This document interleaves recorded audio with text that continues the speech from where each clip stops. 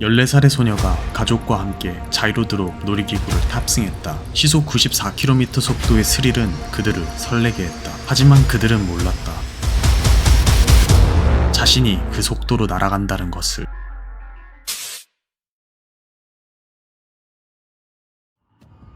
가브리엘라 유카리 니치무라는 일본인 아버지와 브라질인 어머니 사이에서 태어난 14세 소녀였다. 그녀의 삶은 일본과 브라질 두 개의 문화를 자유롭게 넘나드는 작은 파랑새와 같았다. 어릴 때부터 어머니의 고향인 브라질을 주기적으로 방문하며 양국의 가족, 친구들과 끊임없이 소통했고 자연스럽게 사람과 사람 사이를 연결하는데 기쁨을 느꼈다. 그런 성격은 어느새 그녀의 미래로 이어졌다. 유카리의 꿈은 도쿄에서 기자가 되는 것이었다. 세상을 관찰하고 진실을 파헤치며 사람들에게 이야기를 전하는 일. 그건 단지 직업이 아니라 그녀가 살아온 삶의 방식과도 닮아 있었다. 성적은 늘 우수했고 친구들과의 관계도 원만했으며 가족들의 사랑과 기대 속에서 그녀의 미래는 언제나 환하게 빛나고 있었다. 2012년 2월 14세가 된 유카리는 휴가를 맞아 여느 때처럼 가족과 함께 브라질을 찾았다. 이번 방문에는 친척들과의 만남 외에도 특별한 목적이 있었다. 바로 브라질에서 두 번째로 큰 테마파크인 호피하리에 가는 것이었다. 호피하리는 단순한 놀이공원이 아니었다. 그곳은 환희의 왕국이라는 별명처럼 수많은 사람에게 환상을 선물하고 완벽한 하루를 약속하는 특별한 공간이었다. 특히 2011년 세계적인 엔터테인먼트 기업인 워너브라더스와의 라이선스 계약을 통해 놀이공원이 새롭게 단장되었다는 소식은 14세 소녀 가브리엘라의 기대감을 최고조로 끌어올렸다. 이 소식은 호피아리가 최신 유행을 따를 뿐만 아니라 세계적인 기준에 부합하는 안전성과 품질을 갖춘 곳이라는 강력한 인상을 심어주었다. 2012년 2월 24일 유카리와 가족들은 호피아리 개장 시간 전부터 입구에 줄을 서서 기다렸다. 오전 10시 10분 마침내 문이 열리자 유카리는 한치의 망설임도 없이 공원 안으로 달려갔다. 그녀의 목표는 단 하나, 평소라면 긴 대기줄을 감수해야 하는 공원의 상징적인 놀이기구 라투르 에펠을 타는 것이었다. 그녀는 라투르 에펠을 향해 질주한다. 그것이 자신에게 끔찍한 비극을 안겨줄 미래를 모른 채. 얼마나 빨리 달렸을까? 유카리는 오늘 첫 번째로 도착해 탑승했다. 그리고 이제 어디 앉을지만 고르면 된다. 저희끼리도 한번 같이 골라보죠. 여러분이라면 몇 번 좌석을 고르실 건가요? 첫 번째로 도착했기 때문에 어떤 좌석을 고르든 상관없습니다. 고르셨나요? 그럼 이제 다음 장면을 보시죠. 유카리는 1번 좌석에 앉았다. 이때 뒤따라 빈자리에 앉은 그녀의 부모님은 이상한 낌새를 느꼈다. 일반적으로 놀이기구는 운행 시작 전 직원이 각 탑승객의 안전장치를 체크해야 하지만 호피하리의 직원들은 모든 탑승객이 자리에 앉았음에도 안전검사를 하지 않았다. 그리고 서서히 지상으로부터 멀어져 하늘로 올라간다.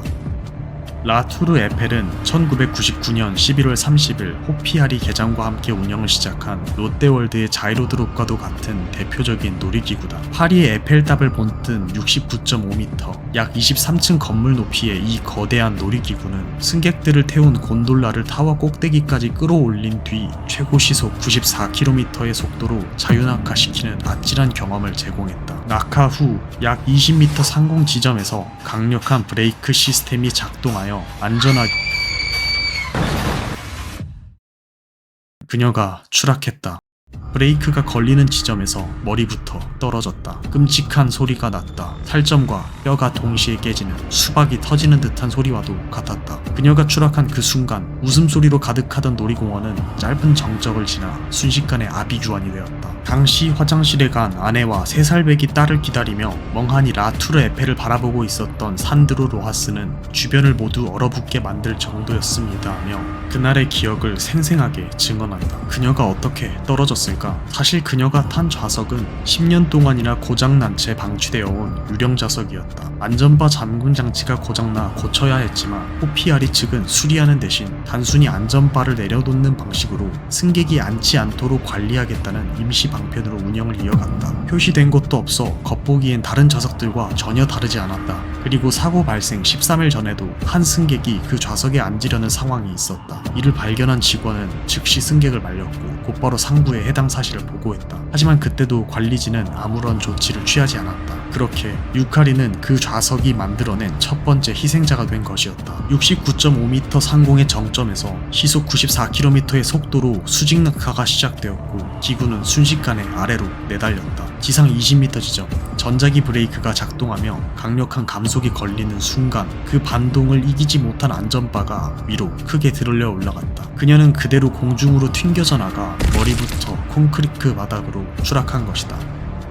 그 높이에서 머리부터 떨어진 충격은 생존 가능성을 아예 없애버리는 수준이었다. 즉시 현장으로 달려온 의료진은 그녀를 인근 준다이시의 파울로 사크라멘토 병원으로 이송했다. 병원에 도착한 직후 가브리엘라 유카리 니치무라는 심각한 두부 외상으로 인한 사망 판정을 받았다. 같은 놀이기구에 탑승했던 오튼 쿠르시노는 헐거운 안전바를 고정하기 위해 사투를 벌이고 있는 그녀의 모습이 분명 정상적인 상황으로 보이지 않았다고 말했다. 다음 순서를 기다리던 빅터 카와무라는 안전바가 미세하게 헐거워 보였고 그녀는 필사적으로 안전바를 붙들고 자기 쪽으로 끌어당기고 있었다고 증언했다. 이 두 사람의 증언은 유카리가 상승하는 내내 자신의 생명이 위험하다는 것을 인지하고 있었음을 보여준다. 호피아리 측은 900만 명이 넘는 탑승객이 단 한 번의 사고 없이 이 놀이기구를 이용해왔다며 사고의 책임을 부인했다. 하지만 오랜 법정 공방 끝에 이번 사건이 단순한 예외가 아닌 장기간 누적되어 온 관리 실패와 시스템적인 방치에서 비롯된 사고였음을 결국 인정하게 되었다. 브라질 검찰은 당시 호피아리 사장이었던 아르만도 페레이라 필료를 포함해 총 12명을 업무상 과실치사 혐의로 기소했다. 그러나 그 결과는 참사의 무게에 한참 못 미쳤다. 기소된 인물 중 실형이 선고된 사람은 단 3명에 불과했으며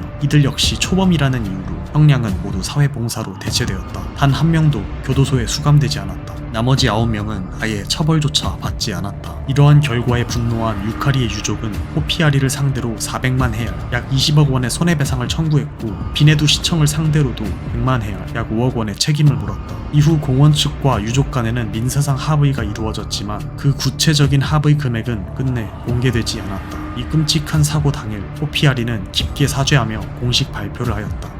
놀이공원이 범죄 현장으로 취급되고 있으니 희생자들을 추모하기 위해 내일 오전 10시부터 다시 운영을 재개하겠습니다.